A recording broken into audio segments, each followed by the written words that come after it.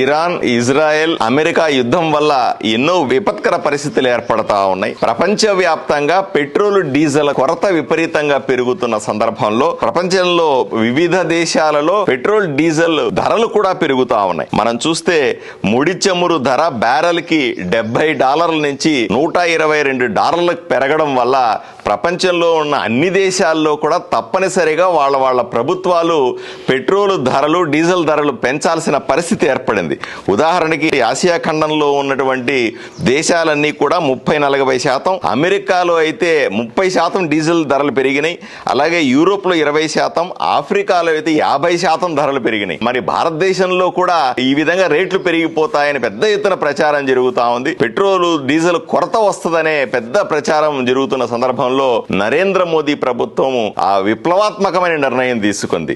ప్రజలకు అందించేటువంటి diesel, petrol మీద పన్నులు తగ్గించి ప్రజలకు భారం లేకుండా చేయాలన్నటువంటి ఆలోచన చేసింది.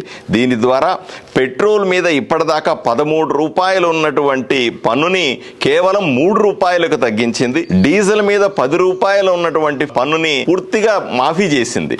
దీని ద్వారా ఏదైతే ఎక్కువ ధర పెట్టి మనం ముడి చమురు కొంటున్నామో ఆ ధరని ప్రభుత్వమే తీసుకుని ప్రజలకి ఎక్కడా పెట్రోల్, డీజిల్ ధరలు పెరగకుండా చేయడానికి ప్రయత్నం చేసింది.